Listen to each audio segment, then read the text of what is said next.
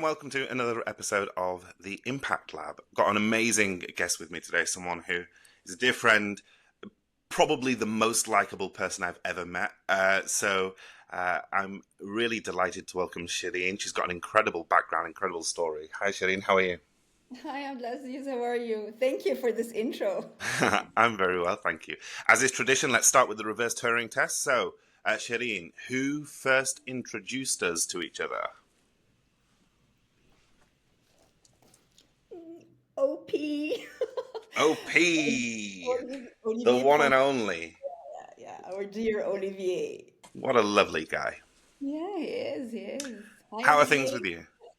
I'm good, good. Listen, everything is great. Enjoying Paris, coming back from Dubai. So all good, all good. Fantastic. Why don't you tell the audience just a little bit about yourself? Where should I start? So I always introduce myself. This is the best introduction, and this is how I see myself. I see myself as a mom and entrepreneur with 20 plus years in telco, entertainment, technology industry, um, launching very interesting products in Middle East and Africa. And I'm a proud mom of two boys. So this is the best introduction I can say about myself. That's awesome, and that's the most important thing, of course. Being a mother is above all other things. What company are you working with at the moment? What have you done in the past? Well, currently I am driving the commercial efforts for a new live streaming shopping app called Lively. We are introducing the first of its own live shopping experience in the Gulf region, starting by Saudi Arabia. It's a very cool product, very cool team, and I'm looking forward for the launch very soon, inshallah. Inshallah. And Yeah, before yeah. that, Well, before that, I was leading the telco team at TikTok. Before that, I led the introduction of Deezer in Middle East and Africa, and before I was at Oracle, Cineverse. I'm a kind of old, so let's not go very, you know. very far away. But let's say I introduced cool product in Middle East and Africa. Let's put it this way. Let's leave it at that. That's cool. That's more than. I mean, you've had such an incredible career, and you're so modest about it as well, which I always love to. Look, we've spoken before. Obviously, the podcast, the Impact Lab's real focus is on. In the new AI era, how can people make a real impact in their careers? And some careers, some sort of paths in work are going to be more valuable than others. And I think that you've got a skill set which is going to be incredibly valuable. And I think it's really important that people understand what it is and how it is. And nominally, we call it like partnership management or strategic partnerships. I think that's the thing that you are sort of exceptional at. So you've built like a really powerful career in partnerships. What do you think makes a strategic partnership actually work? Good question. Building a strategic partnership is like building long-term relationship. Um, Seeing the partner as a long-term friend that you build trust with, you discuss with, because it's always better and easier to negotiate with someone you know than with a stranger. So this is what I learned actually throughout the years. I can say that 20 years old Shireen knew that. I worked hard on it. So, and I always say you don't sell partnerships, you co-create it. So what made it interesting journey for me was to build relationship with my partners, and most famous ones are the big telco groups from STC, MTN, Orange, Ooredoo, Zain. I really have genuinely, I can say that genuinely have good friends working in these big brands. So what made it interesting for me is to understand their need, having the hard conversations, being honest about it, sharing the vision. My vision is I'm here to do so. What's your vision? What's your mission? How can I be part of your success story? How can you help me make an impact and succeed. So that's basically how I could resume how I tried to achieve and to succeed in the strategic partnerships that I've built so far in Middle East and Africa. God, you've given so much value just in that. So I think one of the most profound things is you co-create partnerships. You don't sell partnerships. And you see so many partnership managers who are really just glorified salespeople, and you're not in any way that. You are. I've never had a conversation with you that didn't end with a connection with somebody else. You're always looking to connect and network people. And how do you think that comes naturally, or did you build that skill? I think it's natural. I love connecting with people and connecting people if I see value. I learn a lot from others, actually, and if I see an added value from connecting Abdelaziz to someone else, I'll definitely do it with great pleasure. And I think this is what Opi sent when we had our discussions, and then he was like, you know what? Let me introduce you to Abdelaziz, because there's something that you can guys do together. And see, we have been just discussing for a year now, and happily I am in your podcast today. So I'm lucky actually to have this. That's fantastic. What do you think? How do you go about, if you talk about like the process of building a strategic partnership? So let's say, at TikTok you were working with telcos, so you could identify which ones based on the strategy of TikTok. But what's like the first step? What's the first thing that you do? Do you like reach out to someone on email, or how does it work? I personally do it this way. Know your customer. The QA, where know your customer very well. Which target I am working on today. Do I know someone in that organization? Yes or no? Do I have a friend there that can connect me to someone else? So hence the connection and building long-term relationships. And then I reach out hi, I'm Cherine, I'm working for TikTok now. It was lovely seeing you years back, or Mobile World Congress or whatever. Do you mind introducing me to this? Because I have this cool product. I believe we can do magic together. So, and then the introductions go. If I don't know anyone, I'm very humble and I cold call people, which is the basic of sales. A strategic partnership is the leveling up of a sales person. And I always say, I'm a salesperson and this is how we do things. And there is no ego in it. If people doesn't answer, they don't answer Cherine, they don't answer the company or the need or the nagging, which is, I totally understand. So I don't take it personal. I always try to reach out to people, and then again, as I mentioned earlier, when I meet my partner, I try to create this trust, to build the bridge. How can we both succeed? I'm not here to sell you so I can win and you lose. I hate this. And we don't do this.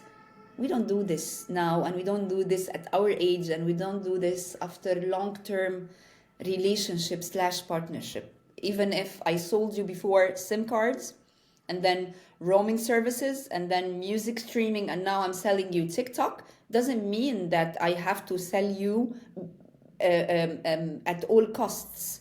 So sharing vision, sharing constraints. Oh yeah, just the constraints part of a discussion is very interesting, because we all have very hard targets to meet.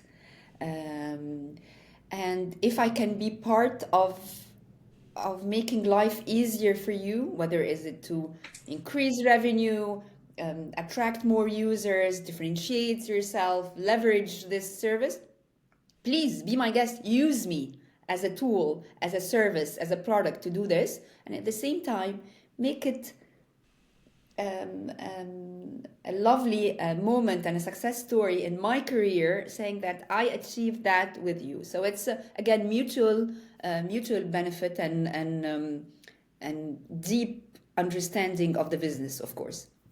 Yeah, like, as you're speaking, it sounds to me like that kind of a role. You mentioned a couple of times that the importance of being able and being comfortable having difficult conversations with your counterparts, and I guess you can only have difficult conversations with people you have an affection toward, with someone who you're kind of friends with, or you have at least a strong relationship with. So, how important do you think empathy is? Like, do you think I know you to be a very empathetic person, but is that something that people can train themselves to be more empathetic, to be able to build those relationships? The short answer is yes. Empathy can come with training, but again, and we come from this business. There are sharks Yeah, in the business uh, who can do business as well, very good, and they can succeed. Um, do they take it personal? Is it a success for them when they say, I signed that deal, I'm the only winner in this, and I get you? Is it ethical?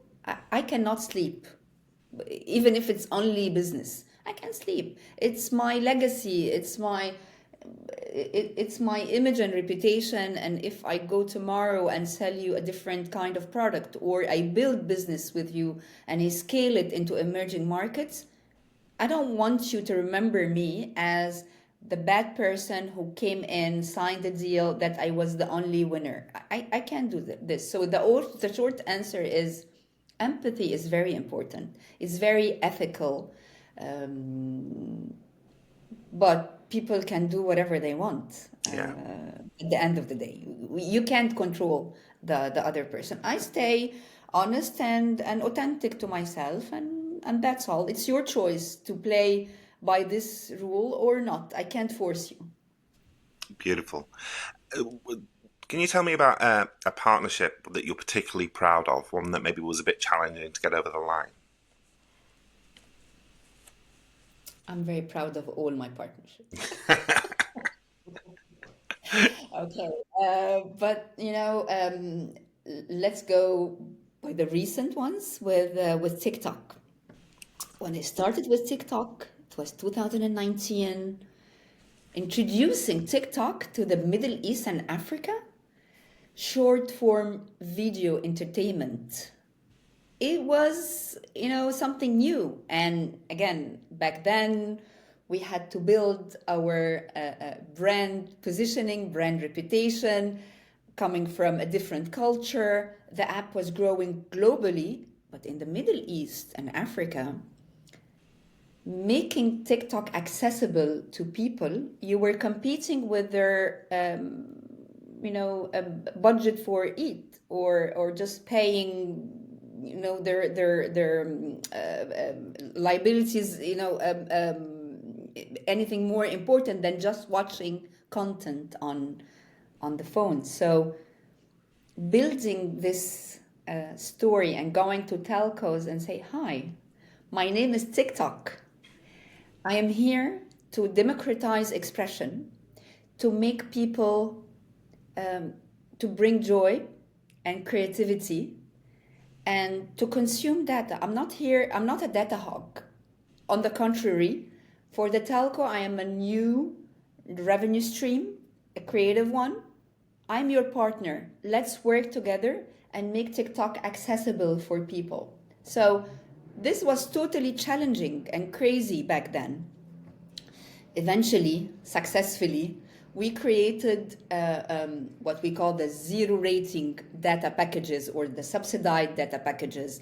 Telcos really understood the game, and they played with us and made it possible for people to consume data with very cheap amount of money, to make it to make the impact actually, and to offer a window of expression on each one's mobile phone, which was really interesting. And of course, we had a massive adoption of the app. So that's one of my success stories, and I'm very proud of it. And of course, one is building TikTok Wi-Fi in South Africa, so offering free internet to people. We built like 50 hotspots, free internet to people. This was as well interesting and made a difference in people's life, because people could just go through TikTok, enter their credentials and access internet, not only TikTok.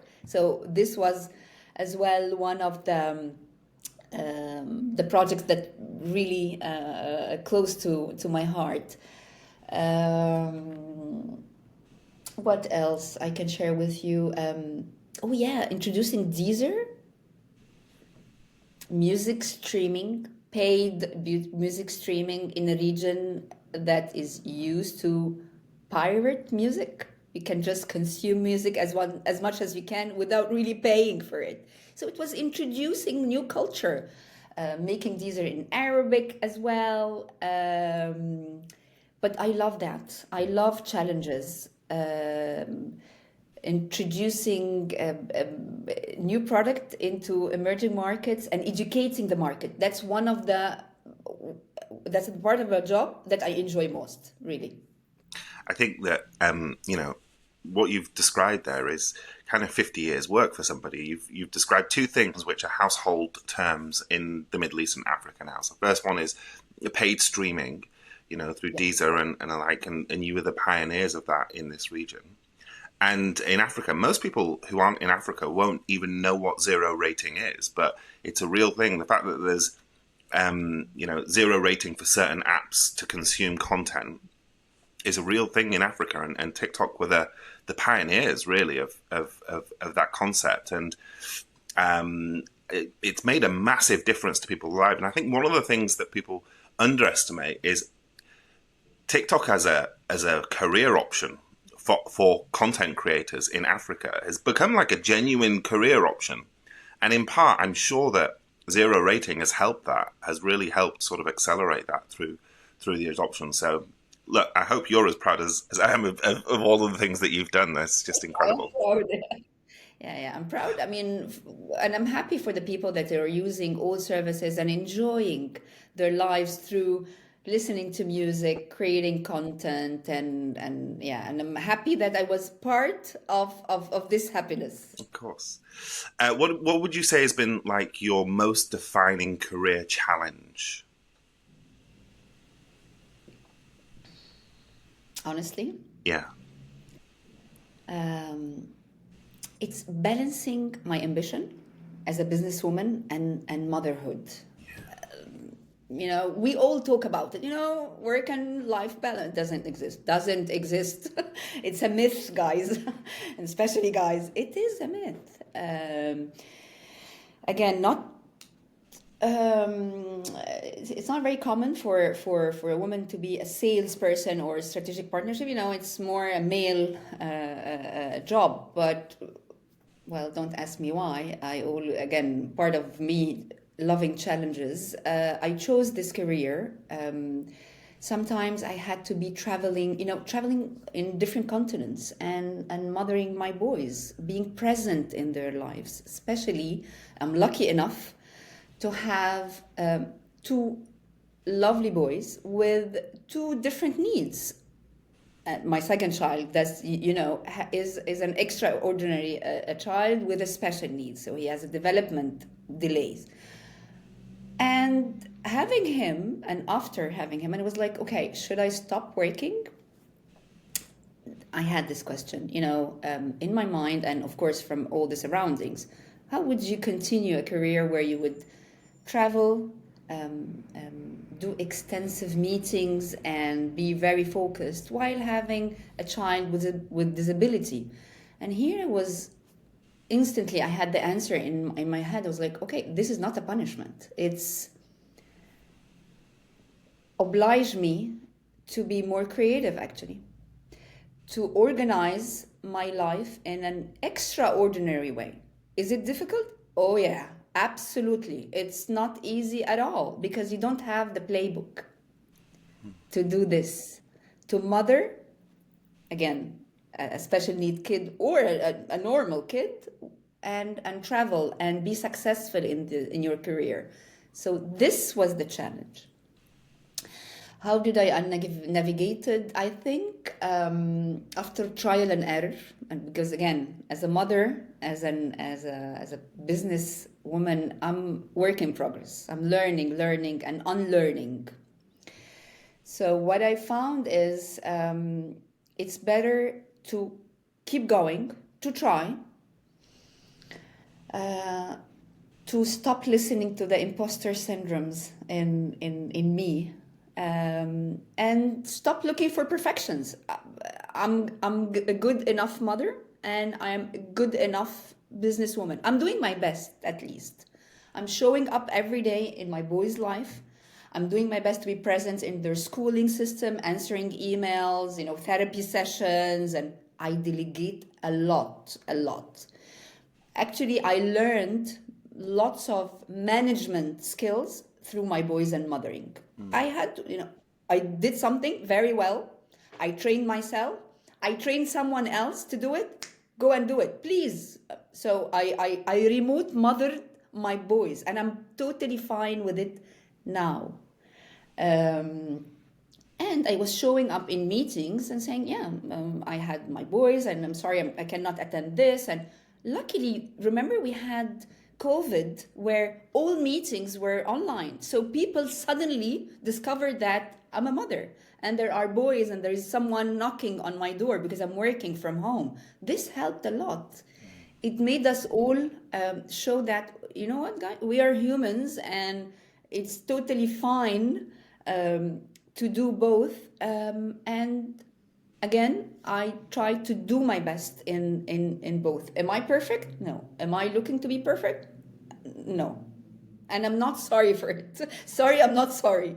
So, so that's the continued challenge that I'm facing, and I'm working on it.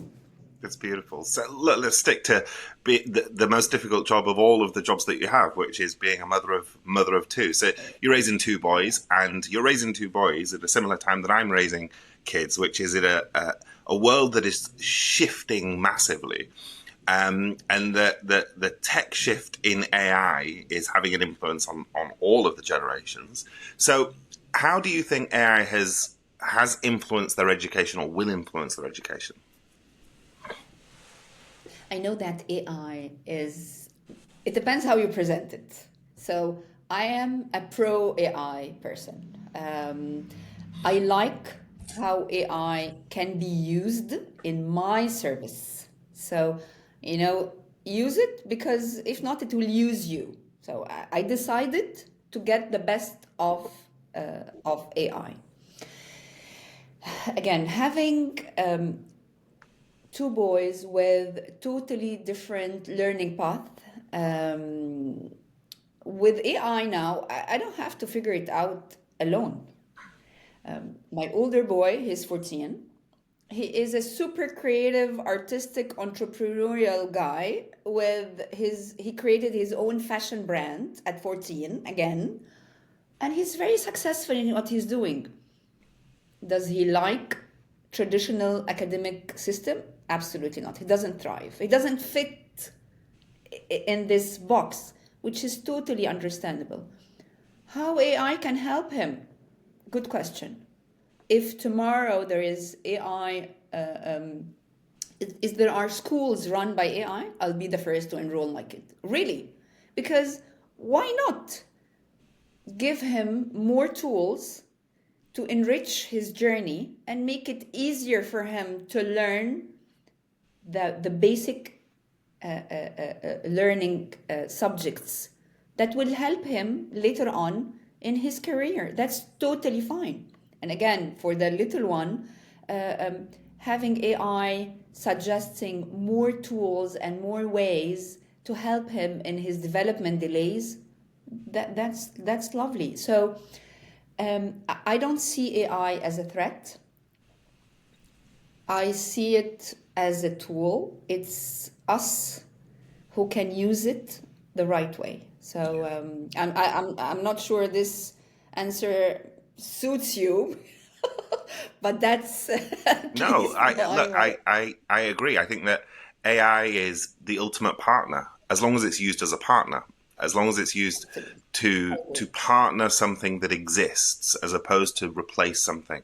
So I'm very much, we're an enterprise open AI users at our company, and we spend a lot of time in using AI as a partner. I think the only challenge that exists, and I think it's going to be more for the generation who are in their teens now, or maybe just graduating. The challenge that exists for them is that if you don't build that foundation of knowledge and the ability to deal with real people, and you just outsource all of that work to AI, you're not building any actual skills for yourself. Whereas, another guest put it really well, if you use AI as a sparring partner, as someone to bounce ideas off and evolve your own thinking, it's incredibly useful. I do it all the time. Like when preparing for this podcast, I use AI to say, okay, what kind of questions do you think I should be asking Cherine? So I'm very pro AI in the right context, but I think that there are some dangers to being exclusively reliant on AI. And but we'll see. It's kind of the Wild West at the minute. It's like it's not even like because, well, I won't date you, but I'll date myself. I lived pre-internet and post-internet, and that was a big shift, pre and post-internet. But this is way bigger. This is much, much bigger than that. So it's going to be interesting. The next 5 years are going to be wild. It's going to be so much fun to see what happens. But sticking with, don't have option, right? 100%. We don't have any option. Yeah, So, exactly. and I like the way that I put it as a tool, you put it as a partner, and I like the way that you used it. It is, absolutely is. And we cannot fall behind. So it's better to know how to master it, how to use it as a partner to accelerate things, as a booster, rather than feel as it's a threat, of course. Yeah. 100%. Sticking with schooling now, and sticking with the boys now. Are you making any sort of different schooling or learning decisions because of where the world is heading? Like, for example, my eldest is she studies at an online school in the UK. Shout out to Heaven Learning Academy, based in the UK. So, are you making any different schooling or learning decisions based on how the world is evolving? Time for a quick message from this episode's sponsor. On the Impact Lab podcast, we're all about unlocking potential. And that's exactly what I've seen from Heaven Learning Academy. Not just for my daughter, but for students around the globe. Heaven Learning Academy is a UK-based British curriculum online school serving students in Saudi Arabia, the UAE, Qatar, and around the world. They specialise in delivering a world-class education that fosters curiosity, academic excellence, and it's all right from your home. If you're seeking a British education that impacts your child's future, no matter whether they're in reception or all the way through to A-levels, you should definitely explore Heaven Learning Academy. The links are in the show notes, and you can contact them directly. All right, back to the show. Yes, and I'm looking, actually, again, when I said that, I'm looking for a smart school using more AI in the education system to enroll, especially my older son, because I see he's really not thriving in the classic system, traditional one, and there is no need to torture him just because I had the traditional, I had my MBA, and that's okay, that's mom, not him. So I'm definitely looking around for better options for him, for sure. Yeah, and if you know, please send me recommendations. Absolutely will. All right. Let's as one last area that I wanted to ask you about, right? So I want you to try and give some real advice for potential future partnership managers. So if someone's thinking about a career in partnership management, what's a piece of advice that you could give them at the early stages of their careers? Stay humble. Know your partner very well. Don't take things personal. Don't try to sell fast. Play the long game. Build the relationship. People first. Always people first. You don't know who will unlock the deal with you. So always be kind. professional, and again, use empathy as much as you can. That's my 2 cents in this. Not as the strategic or sales technique. They can learn it from books and from courses. That's the soft skill that I would definitely recommend. So you recommend people focus on like their softer skills there, even things like presenting, building rapport. What's that book called? Absolutely. Carnegie, Making Friends or something. I forgot what it's called. Yeah, How to make friends and making influence friends people. and make friends and yeah, exactly, yeah, Yeah. yeah, true, absolutely, yeah. And being real, doing the job, not counting on AI to do the job on your behalf as well. Just spend time knowing your partner. That's very important. These human skills, no one can replace it yet. 100%. So I think you're yeah, totally that right. would guarantee your job, your job's sustainability. I completely agree. I think that, and that's really why I wanted to talk to you today, is because I think that your job is irreplaceable. I think that even as AI evolves, humans, we need human contact. We need, we're born being held by our mother, and we need to die in the same way. And that the journey in between doesn't change. We need human contact, and I think that roles like partnership managers are going to become increasingly valuable. Last question, bit of a curveball for you. What excites you in your life most right now? And I'm gonna caveat it. Of course, your children do. Yeah, same with me. But outside of your children, what excites you most in your life right now? Learning new things, learning live streaming, online shopping, customer behaviors, the psychology of fashion. That's learning something new is really very important to me. So learning, meeting new people, connecting with old friends, having genuine conversations. Even if the conversation is hard, it's important. Keeps me rooted and human. So that's what excites me more. Fantastic. Cherine, thank you so much for taking the time to be with me today. As always, all of the show notes will contain all the information around Cherine, all of her links, and also the answer to the reverse Turing test. And I look forward to seeing you all at the next Impact Lab podcast. Thank All right, before you go, just a quick message from me. Thank you for listening to the podcast. I hope you enjoyed it. I hope it made you think, maybe change your mind on a few things. If you want to reach out to us, my email and all of the links are in the show notes. Please do reach out to us. We'd love to hear from you. Please, please, please take a moment. Wherever you heard this podcast, please leave us a 5-star review. I'd really appreciate it. It really helps get the podcast up and out into other people so that other people can benefit from the work that we're doing. I'd really appreciate if you took a minute just to do that. I wanted to share with you a couple of things just before we go in the last 30 seconds. The first thing is that theimpactlab.store is where we have all of our courses. We've got a free course called the AI Trap. It's a free course designed to make sure that AI becomes your superpower and not your crutch.